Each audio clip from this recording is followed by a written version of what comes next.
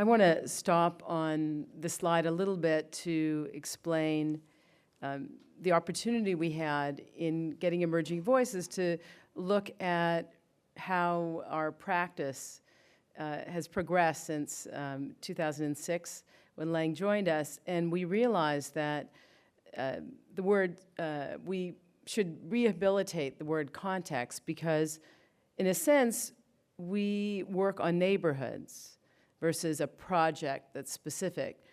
Most of the work that we've been able to do comes out of working somewhere and turning it into something. So what we wanted to present tonight was, we hope, a rehabilitation of the word context, being that in some ways, especially in New York, people interpret the word contextual or context to mean it should be the same as the thing beside it. It should, everything should be, you know, things shouldn't change. But in fact, I think that the work of many people, and in particular the work that we do on a daily basis, really challenges that understanding and puts the word context out there as, in a sense, the essence of a neighborhood approach. And I would also like to mention that we tried to look up the word neighborhood since we decided that, in fact, it was the only way to describe the kind of succession of projects that we involve ourselves in. And in fact, there's no legal definition of neighborhood. Neighborhood is actually a social or cultural construct that people interpret differently. And I think that is an appropriate, in a sense, frame to how we work. Also in kind of evolving our name to be a W times Y, I think it was, we wanted to open up people's understanding of the fact that all of our work has been about collaborations, not only with neighborhoods and with clients, but also within our office. We've had landscape architects work for us, engineers, graphic designers, people from all sorts of different offices and from all sorts of different countries. And as partners, we have very diverse approaches. And so we wanted to mention in particular that, that the expression, everything local is global, you'll understand through our work that, we go. As we use this opportunity to situate all of our projects, and we realized that they tend to be at the highest Twitter location usage. So interestingly enough, even though our projects are super local, they're actually situated on some of the highest kind of Twitter geography around. So we're gonna start using the database that Yeju Choi in our office designed for this interface at the Battery.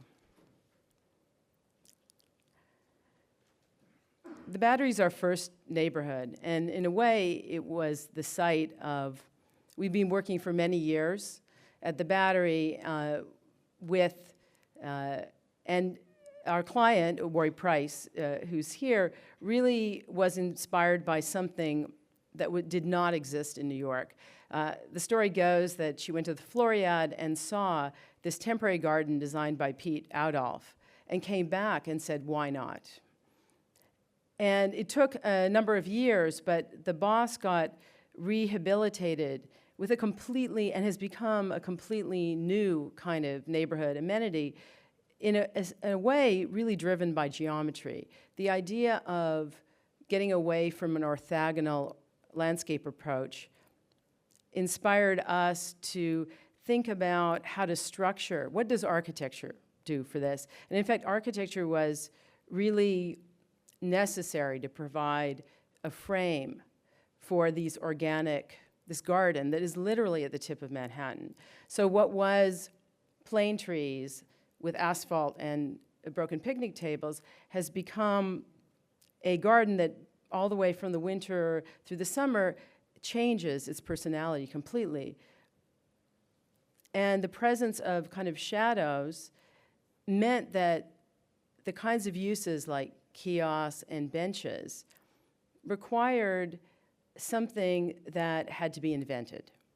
And at the same time, we were sensitive to the fact that it shouldn't look like there's something alien, but it should provide something new. And using a pretty kit of parts, I'll use the expression, an approach that would allow this to be assembled off-site, we started to realize that even though it wasn't part of the commission of the project, if we could come up with a kiosk and a bench system here, it might be able to be used in other places.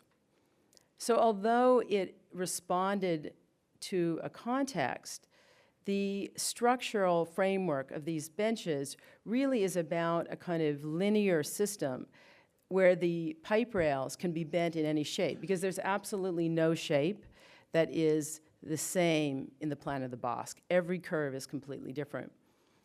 And if you look at the work of many colleagues of ours who are landscape architects, I'm noticing that since this time, a lot of work is not actually regular. So the idea of a bench system that didn't have to be regular, but in a sense was extremely regular, was something that we hit upon and decided on our own to develop. And you can see what happens is that it creates a more symbiotic relationship, and it's built out of very small pieces. So I always tell people that really the asset here is that you can store an entire box of replacement slats of any type under your desk. And so you can see this can be, right now, the city of New York has even reclaimed hardwood is not considered part of the palette. So there's all sorts of other kinds of wood that you can use. And the way it's cut in terms of the, with CAD-driven tools, it can be very strong. It's spanning the short way. This led us, this issue of kind of sticks, I'll call it curved stick geometry. The curve led us to rethinking a very old technology, which is lath and lath houses. We were working on Greenpoint, Williamsburg, and realized that that industrial art had been lost, and we wanted to kind of bring that back for an all-metal bench. This is off flicker, but these benches are starting to be installed at a transportation plaza, also at the Battery, called Peter Minuit. And you can see various people have started to notice that they're becoming social spaces. But the bench really was developed in order to accommodate the protection of trees. So here's the prototype mocked up in the Parks Department headquarters.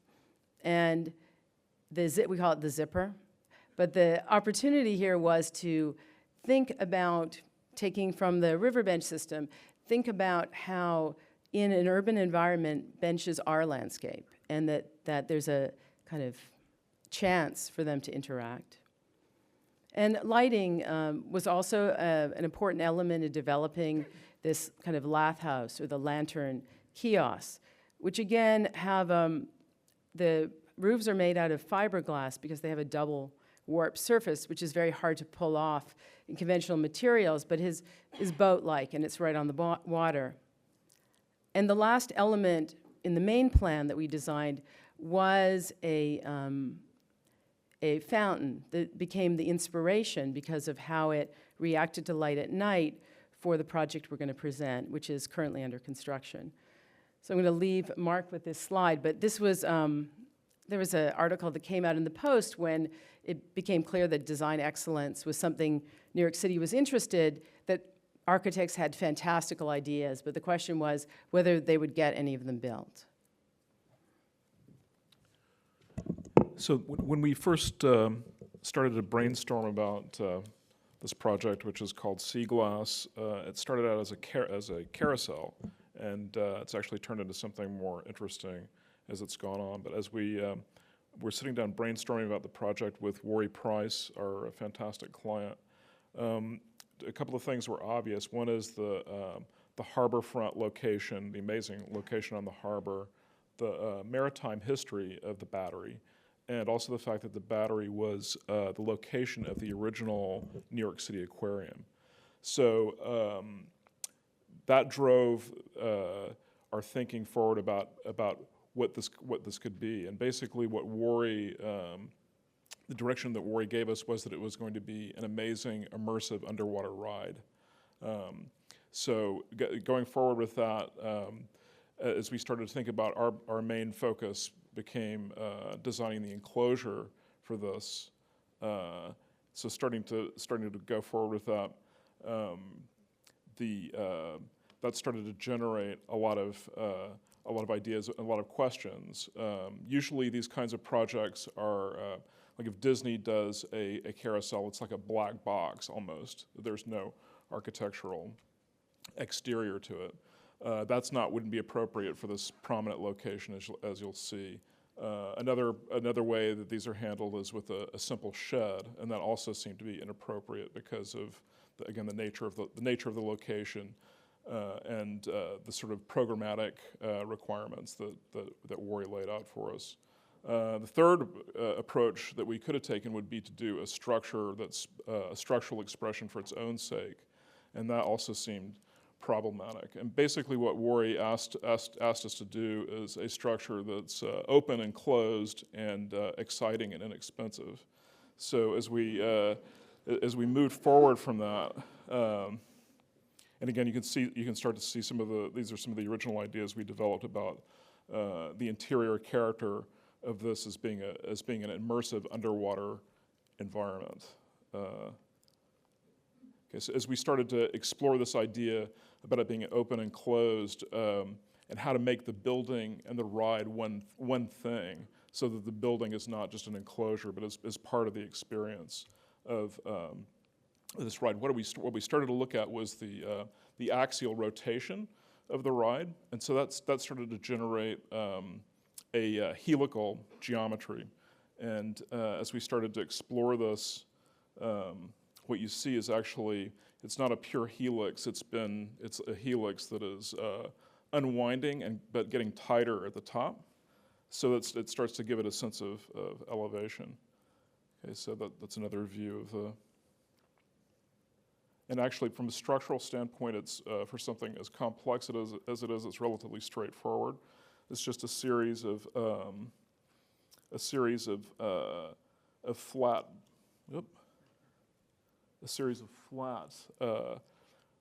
beam and column. Basically, they're composite structural members that are beams and columns.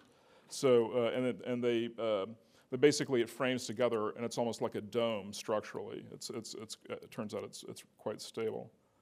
So then we started to look at how to fabricate this, and what we've settled on is the roof skin is going to be stainless steel prefabricated stainless steel panels that just fit in the bays of the spokes of this kind of radial structural pattern. So here you can sort of see how the helix sort of unwinds as it rises up. Here you can start to see the context of how this fits into the battery. You can see it from basically 360 degrees, and it sits in a very important sort of hinge point in the park. In fact, our urban design strategy was to locate this as a major attraction to help activate this corner of the battery. And as we started to really explore the project with Burrow Happold, who was the structural engineer as well as the mechanical engineer, we started to think about how to clad the building, because we need to the ride mechanism is going to need to be protected. So we started to look at environmental factors about how to make the building, how to protect the ride, make it enclosed, and also be able to have it be naturally ventilated. So Burrow Happold did a series of studies about wind direction and temperature, and that generated basically an idea about using the stack effect to draw air in low and exhaust hot air high. I'm sorry. And this is a base detail at the ground which shows the vent.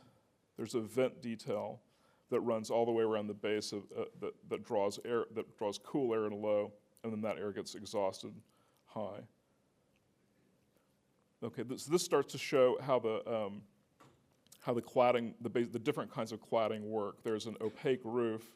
There is a basically a glass course that runs around the perimeter, wraps up as a clerestory, and then ends up as a skylight at the top. And then in this image, you can see the way that we're making this. We're making it an open air structure, and the way we're doing that is we're using curved sheets of glass that are actually shingled on top of each other to create air gaps, and that basically helps to channel air into the enclosure, and then the air gets exhausted at the top. Because in this rendering, you can see the overlapping shingle glass and the ventilated base course at the bottom. So here you can see basically our idea that the inner surface is part of the show of the ride, so that there's going to be, in addition to the ride itself, there's going to be music as well as projections on the soffit of the structure. Okay, so here you can see this being New York, we have to have an anti-skateboard strategy, which is the pattern that you see running around the perimeter there, because obviously this would be an attractive launching point for professional skateboarders. The other thing you can see in this plan is the ride is it's a turntable ride, so it's not actually a pure carousel. There's a large turntable that rotates, and within that there are 3 smaller turntables. So the motion of the fish that are the individual elements of the ride are going to move basically like a school of fish relative to each other, instead of just rotating around in a circle. Okay, so here you can see this is the new site plan with Pete Adolph has done an extension of the garden plan from the Bosque to frame the Seaglass right there. Here's another context shot, because this is a daytime shot of the final rendering, and again you can see the faceted shingle glass, and the base course, ventilated base course, and a night view.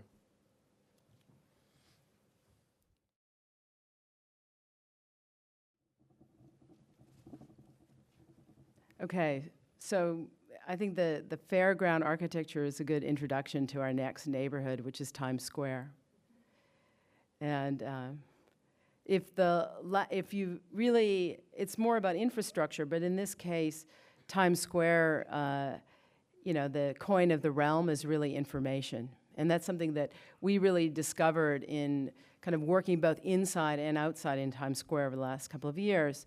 And this is after doing competitions for the public realm and kind of ruminating it and sitting on panels, we concluded that what Times Square needed in terms of its public realm at the time was, a large fishnet stocking. And George Colombo, who did this series of photographs, commented that this. And what was this quote, Mark? Porno for Stephen Hawking? Yes, porno for Stephen Hawking. That there was something about just even figuring out the geometry of what happens when you have something stretched over a curved surface that is both exciting but mind-numbing, if you want to think about how to calculate it. So this was our kind of entry to the stakes of what the paving pattern should be in Times Square. And I'm going to, and you can kind of see it situated. This was all part of leading up to what has become the kind of opening up of Broadway and a permanent project for Times Square, which we continue to be involved in. But just to kind of explain how this works, we've always been interested in, like the bench, in how do you take something of the same size, and once you put it together, it becomes something else. So some of the different strategies were, how do you take something rectilinear, essentially a rectangular pattern? Because we now can do this we can essentially polish or mat a pattern on top of things. And using that pattern, create something where the positive and negative spaces can be read differently. At Times Square, one of the discoveries we made after kind of a lot of analysis was that if you could take, instead of the scale of the cobblestone, which has a certain read, you could take a scale of a person, really, you know, a super scale person, and enlarge it, much like the signs, you would have it would operate much like something stretched over a big area. So scale was an issue, and you can see the potential pattern. And then looking at a sidewalk, road, curb, basically we create a module, and then using a thermal and a honed finish, because in the rain, actually, even a honed finish will appear to be shiny. And look at just simply gray granite, how to get something to happen, and in a high-low sense, what street print on asphalt paving could do for the same thing for crosswalks and things like that. So that was our unbuilt and theoretical project, but we have now a built set of a project where, in what we learned from that, we kind of applied to what is a public interior space, a visitor center. And I wanted to mention that in this case, the word architecture is really a narrow definition, because Yeju Choi, who's the senior graphic designer in our office, really rethought the brand for information. Times Square Alliance, who takes care of all these spaces and cleans the streets, also has to give people tourist information. And what they're really trying to do is to explain that Times Square has a longer history, which is a very difficult thing to do there, considering what's going on. And they have a very limited budget. So you're looking at an image of a vinyl sign within all of what is an amazing LED, but using some very simple things, which was a gradient from pink to purple, and rethinking basically, you know, these are pre-existing garbage cans that they use for graphics, rethinking what the role of an icon is in giving people information who may or may not speak English. We kind of entered into, from the outside in, how to take what was not a unused but landmark movie theater and transform it into a visitor center. And this is really, like the public realm discussion itself, this is an invented program. When we started working on it, the charge was, how can we lose less money here? I mean, they provide the Alliance. Tim Tompkins, an amazing, inspiring guy, but he managed to hold on to a space that essentially loses money every year. So what we tried to do is, we tried to design something, but really what was going on was a retail or a lease negotiation to try and save the space. And the space is eclectic at best, but what it has is a set of mirrors in it. So we use this idea of reflection and mirror, and what happens when you essentially put graphics in front of it to create a kind of depth. And so I'm going to use they now call it a mini museum, but what we did is, the visitor center is really a 100-foot long curved glass wall that really houses all of this retail activity. And what it does is that it gradients from white to black around where the New Year's Eve ball is. And what happens is, as it's curving, another thing that's sort of impossible to calculate, we didn't know what was going to happen, because if you change the reflectivity and you're changing the curve at the same time, what we knew is it was going to make the space look more interesting than it did. So in terms of an approach to a historic space, it basically puts a mirror in the middle of the space and says, here you are, you can now look at the space. And what that's been able to do, and in changing all of the media into something that could work, the hope is that it will become a kind of venue for them to kind of continue having a rather populist mini museum, but to kind of do different things with it. And this is the outside. And again, that continues on the outside, where the what were poster cases can now be interactive media and linked to everything. And there's a portal. This is the unlandmarked part of the space. we worked with Imaginary Forces, who created a kind of sign you stepped through. Okay, and now the other visitors. Because that led into doing another visitor center, which was the official NYC Information Center, and I know that because it says it right. It says it right there. The